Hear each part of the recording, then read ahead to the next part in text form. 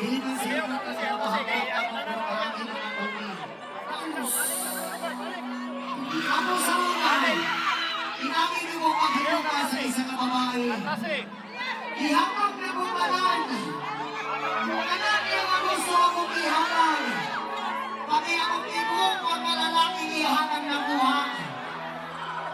Pero minsan kung ihamag mo ang tanan, upingin niya mawagin para sa iyaha, ibuli o ibuli niyo kaniya. At nakaparang pag-iwanag, ibuli magaling ka pero sa ito ako yung barkada.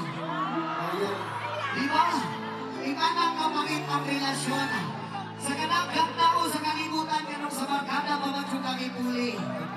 Kamon kay ikana ang akong kaagi. Pagkabalon ako sa kukuyaw, ang ibuli ko niya sa akong barkada. Wala ko inuha-duha. Ako siya kiyato sa ilahang balay.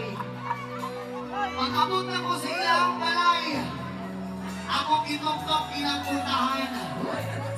Upang abli sa puntahan, imungat ang iyang malabirhin nga manakway. Pero wala na ako siya giunsa. Gritso na ako siya mag-istorya. Anak ko sa iyaha.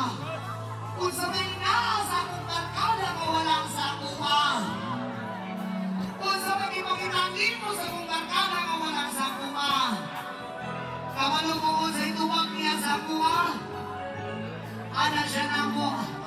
Ipunin kita sa imong barkada kay imong barkada berting dakuha o dala. Berting dakuha o dala nga kwarta. Dilim daw siya ng makuha kay napunta na siya ng taas na ko. Taas na ko kapaglantaw sa kinabuhin. Una sa mga nagulang na bako niya. Ayaw itugos ang imong kaunalingon sa tao mawana ka na sa inyo ha. Kung labaw sa tanan, ayaw na kong magkaramdam sa tao lagi na kong ganahan magkaramdam sa inyo ha.